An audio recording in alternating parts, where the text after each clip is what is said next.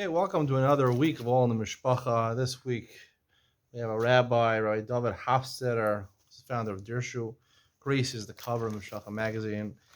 It's a short one this week. I want to talk about one article I saw. It's titled Open Mic by Rabbi Moshe Bender. I believe he's the son of the Rosh Yeshiva of Darchei Torah. It says he actually is the deputy Rosh Yeshiva. A working model for paid Shadchanim. Usually when I speak on a Mishpacha magazine, I have something negative to say, unfortunately. But this week I have something very positive to say. I think this guy is really onto something over here. He himself has started an initiative.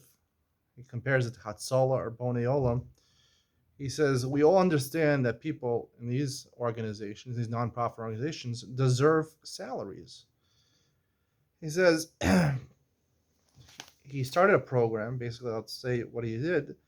Today we have 18 Shadchanim on our payroll, 10 women and 8 men. We have regular office hours, 4 days a week. They meet with girls, discuss ideas with each other, and read Shidducha. And while it's based in Lakewood, the girls come from all over. As they meet up with several Shadchanim at a time, their chances of being set up are multiplied. Our male Shadchanim are connected with the Bachram in Lakewood and present the boys' names at regular group meetings. The feedback from both the Shadchanim and the parents has been overwhelming. In the last 8 months, they've made 130 successful Shidduchim and have read thousands. The formula is simple. When you empower Shadchanim, you empower Shidduchim to happen. The initiative has been a success that we're already starting a program in Far Rockaway. I hope in the future to open a branch in Muncie. Of course, my dream is for this to spread to communities around the world. I believe that this is a model that can work in every neighborhood in the world as long as you have people willing to put in the work and raise the funds. There are other community initiatives to improve compensation for Shadchanim. All are great ideas that, if executed well, could be quite effective. We as a community have a very high stake in our improving our shidduch system by upgrading our hishtadlus. One obvious way to do that is by giving our Shadchanim, the frontline workers in shidduchim, the financial peace of mind they need to do their jobs properly. Now, his initiative is basically to fundraise in different communities. He has only done it so far successfully in Lakewood. Gets rich people in the neighborhood to pay salaries for Shadchanim. Shadchanim should be working pro bono. The only salary a Shadchan normally sees is if the shidduch works out, and what they get exactly is not so much. I think when I got married, we paid the Shadchan $1,500 each side, $3,000, but the amount of shidduchim that she was processing and working on, it wasn't enough to sustain her. Maybe it helped her parnasa, but her family's parnasa, but it wasn't something to sustain a family. But I believe a shadchan should be paid, and I disagree with one point he's saying, is that I think it should be paid by the customer. Shadchanim is a service that they do to help facilitate shidduchim. A lot of people in the frum world not only are they not able, but they're also specifically not willing to go meet girls by themselves, to go out to a bar and pick up girls. They're not going to do that. They're going to, even if their friend wants to introduce them, they're going to use a facilitator, a shadchan. That's just the way it's done nowadays in the frum circle. So you need a shadchan. Now, a lot of people, girls are complaining they don't get any shidduchim. They go to one shadchan, another shadchan, write me down. They don't call back for a month. The mothers have to keep on calling and calling and calling. It's endless hours. Try to even get one date. Some girls only go out once or twice a year. It's very sad. Boys have more girls at their disposal. What's the right word? Have more girls at their disposal. They can go out with a lot of girls. A good boy, right? It's considered a boys' market. A good boy can go out with 30 girls a year, maybe more. Depending how short or long his dating sessions are. But at the end of the day, girls find it very difficult, and they blame the Shadchanim. The Shadchanim are not calling me back. They're being rude, But the problem is they're overworked. And why are they overworked? The problem, this person figured it out, is because, they're working for nothing. Unless the shidduch is successful, there's no initiative for them to try harder or to be more specific. Or, when you're doing something for free as a chesed for other people, basically that's what Shadchanim do.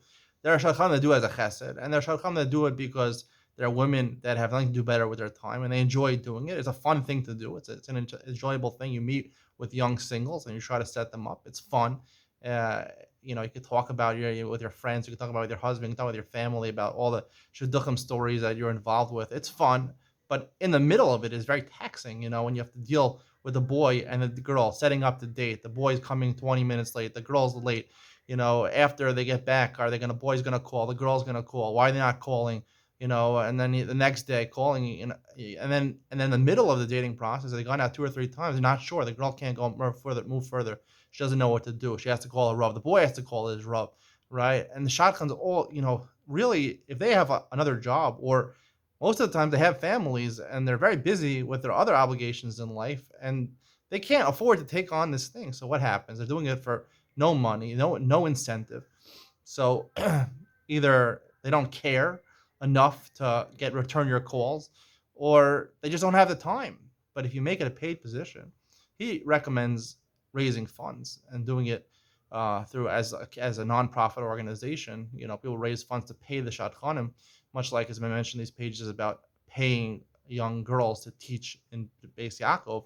There's not enough girls who want to do that anymore because they don't have enough money to to support their family, the husband who's going to learn Kollel. But now we have an advantage, an idea. Maybe they can be Shadchanim and they get paid.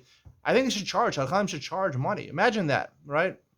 Shadchanim, right? They have a set fee, have a consultation fee, like a professional. If they're a good shadchan, they have renown as a good shadchan, they have a consultation fee.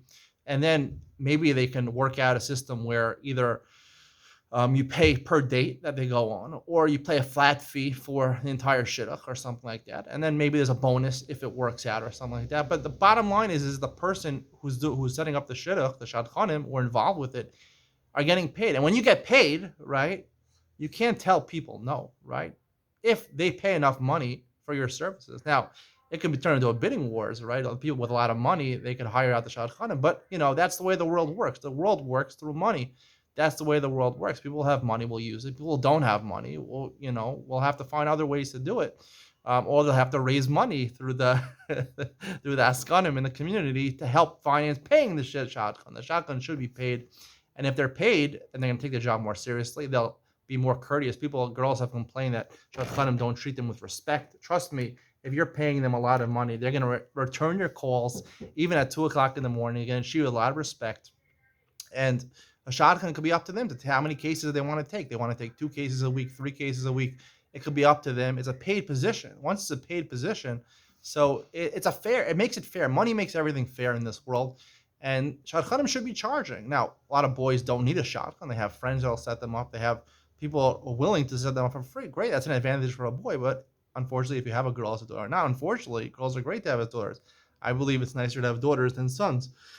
Personally, I have 3 daughters and 1 son, and I'm very grateful for that. I'm grateful to have more daughters than sons. It's nice to have also a son, one of each, so that's also a nice thing. But if you ask me, boy or girl, I'm going to choose a girl for a number of reasons. But that's not the point of my talk today. But what I do want to say is that girls have a difficult time in the current shidduch system because, just like in the world, it's not the shidduch system. People think, oh, it's only the frum world that the boys have, the advantage of the girls at their disposal, all the good boys. There's only a few good boys, and there's tons of good girls. Well, let me wake you up to the reality of the world. It's the same way in the non-Jewish dating world also. There's not too many good guys out there. There's not too many strong personality guys that women are attracted to. Women are attracted to very few men. The men that are successful at getting women are very few. The other ones, the incel community, they can't get any women. Most women, 50% of women are attractive. I would say 10% of men are attractive. That's because women can not only have beauty in strength of appearance, with symmetry, but also in cuteness. Cuteness is attractive for a girl. A cute looking boy is not attractive. That's why there's fewer good looking men than women, because for a man to look good, he has to have a strong symmetrical appearance. For a girl to look good, obviously it's more beautiful if she has a strong symmetrical appearance, but also a cute woman is also attractive, not so by a man. That's why I would say 10% of men are attractive, physically attractive, and 50% of women are physically attractive. And because 50% of women are physically attractive, that makes them attractive to most men. If a woman is attractive physically, she's going to be attractive to almost all men. But and for men, it's even harder, because even if you're physically attractive, which I am, but I found out kind of rudely in the shidduch parsha, is that it doesn't make a difference to girls it will get you a lot of dates if you're physically attractive, but it's not going to get you a lot of marriages. No one's going to want to marry you unless you have a strong personality. At that point in my life when I was dating, I didn't have a strong personality. Now I do. But the point is that there are very few good men in the world that are, Andrew Tate is making a big thing about this. Now, when you see a person like Andrew Tate, there's very few Andrew Tates in the world. There's very few Ben Seal Lanks in the world. There's not so many of us. So, women are attracted to that man, that Superman, not a Superman, just the Alpha man, the Sigma man, that they're attracted to that, but there's not so many of them out there. So just like in the regular world, in the yeshivish world, it's a little different. You're looking for the guy who's a masmid, but yet he's an unbelievable personality. He's so funny, and he has so interesting personality, and he learns 24/7, and he helps his wife while he's learning in the yeshiva. It's unrealistic to expect these things from Bachram, but some people do expect these things, and some people calling Bachram have all these things until they get married and they realize that they're either too much of a masmid or they're not a masmid, and which is not a bad thing. It makes them probably a good husband and a good father, but they're not such a masmid. So you'll realize that they can't have both. It's impossible to have both. But unfortunately, in the shidduch world, you have to project perfection. So you have to be somehow this unbelievable guy who's a big masmid and serious about avodas Hashem. On the other hand, he knows how to have a good time and knows how to joke around. Impossible. It doesn't exist. But people think it exists. But the point is that there's fewer good boys than girls. And this will always be the way it is, the way of the world. So the girls are at a disadvantage, and they need Shadchanim to help them to find those great boys in the shidduch world. So if it's a paid position, and you should be paying them, the girl should be paying directly to the Shadchan, consultation fee. And I think you should have the option, if you're a Shadchan, you want to charge a flat fee for the entire process, whether it goes 1 date or 2 dates or 3 dates, or per date, that's your prerogative, and I think you should be able to work it out with the Shadchan. The point is that it's a great idea what this person, or Moshe Bender, is saying. I believe his father, who was our Shiva of Darkei Torah, actually is one of the rabbinic overseers over Mishpacha magazine. He makes sure everything that gets into his pages actually fits into the From World, American From World hashkafa about life. It's a great idea what he's doing, making paid Shadchanim. Again, they're getting paid by the community, and they work specific hours. And when you're getting paid, you feel just the way it is. You feel it's not a chesed. When you're doing a chesed for someone, okay, I'm trying. It's almost a chesed. When you're getting paid, obligations, right? You're taking money from someone. They're expecting something from you, and if you don't do, if you don't do what you're supposed to be doing, you don't put in all your effort, you're not going to get business. It's bad for your business. So it's a business. It should be a business. Shadchanim should be a paid position. I think it could be an extremely lucrative position if you're very good at what you do. There's tons. People will do anything for the shidduch. They go to Amukah 100 times and say Tehillim 100 times every time they go to Amukah in order to get a shidduch. Certainly, they'll be willing to pay a couple $100 to see a shadchan, to have the shadchan set them up. And this will be the way. The way the world works is through money, and money will be the way of getting you dates. It'll get you dates. If you're a girl and your parents don't have money, maybe you can work and set it up and get paid for it yourself. It's not a perfect system. Obviously, the whole shidduch system is a lot of problems with it, but at least in terms of fixing this, that to get the Shadchanim to give respect to the girls, and the girls, a lot of times, I see in the pages of Mishpacha, they feel they don't get their certain respect. They're not willing to call them back. They're too busy. The Shadchanim, they're too busy. We have family obligations. They ran a piece in Mishpacha magazine a couple weeks ago about the perspective from the Shadchan. They took like 5 Shadchanim, and they talked about it from their perspective. Yes, they're overworked. It's hard for them. But again, if it's a chesed, then they're going to do all these things. They'll want to do a lot of chesed, and they'll take on a lot of cases, and they'll realize they're overworked. They have obligations to their husband, obligations to their family, so they throw the other obligations, the other chesed by the wayside. When it's a paid position, you can't say, I'm not going to take your call. I'm not going to be involved with you. So I think you have to add that element of making it fair, which getting paid is a fair thing. It's a service.